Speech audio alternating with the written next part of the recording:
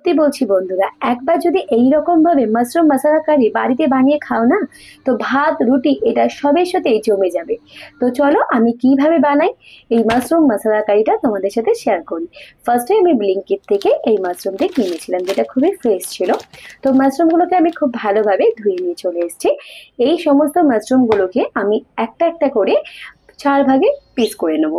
তো তোমাদের বলতে চাইবো 4 পিস করার জায়গায় তোমরা 2 পিস করবে, তাহলে মাশরুমগুলো একটু বড় থাকে, নাহলে এটা রান্না করার পর অনেকটাই ছোট হয়ে যায়। তো মাশরুমগুলোকে এক এক আমি পিস করে সরিয়ে রাখলাম। তারপরে 2 পিস পেঁয়াজ নিয়েছি, যেগুলোকে আমি চপ করে নেবো ফাইন ভাবে। দেন পেঁয়াজগুলোকে চপ করার পর আমি 2 পিস এখানে টমেটো নিয়ে নিয়েছি, যেগুলোকে কেটে পেস্ট করে নিয়েছি দেখতেই পাচ্ছ। আর অল্পখানি ধনে পাতা নিয়েছি, যেগুলোকে আমি চপ করে একটু আলাদা করে রেখে দিলাম, যেটা আমার গার্নিশিং এর জন্য লাগবে লাস্টে। এবার আমি এর মধ্যে যে আগে থেকে কেটে রাখা মাশরুমগুলোর মধ্যে আমি হালকা সর্ষের তেল দিয়ে তার মধ্যে হলুদ গুঁড়ো, লঙ্কা গুঁড়ো, সামান্য পরিমাণ আমি এখানে নুন অ্যাড করে একটা স্প্যাচুলার সাহায্যে ভালোভাবে মেখে এটাকে সরিয়ে রেখে দিলাম।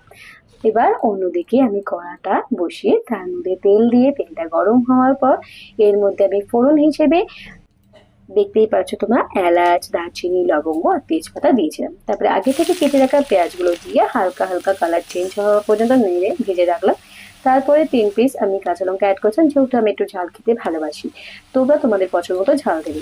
এবার আমি এর মধ্যে আদা বাটা, রসুন বাটা দিয়ে ভালোভাবে কাঁচা গন্ধ না যাওয়া পর্যন্ত নেড়েছিলাম। তারপরে আমি টমেটো অ্যাড করি, আর টমেটোটাও কাঁচা গন্ধ না যাওয়া পর্যন্ত নাড়লাম। ভালোভাবে কষা কষা করার আগে আমি এখানে হলুদ আর নুন আর এখানে লঙ্কা সমস্ত কিছু অ্যাড করেছিলাম, আর সামান্য পরিমাণ একটু চিনি দিয়েছিলাম, আর জিরে গুঁড়োটা বলতে ভুলে গেছি, জিরে গুঁড়ো অ্যাড করেছিলাম।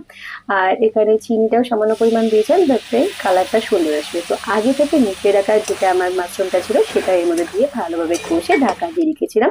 তেল ছাড়ার পর রেডি হয়ে গেছিল আমার মাশরুম কারি। এটাকে হালকা নেড়ে একটা বাটির মধ্যে দিয়ে ওর উপর দিয়ে ধনেপাতা দিয়ে সার্ভ করে দিলাম।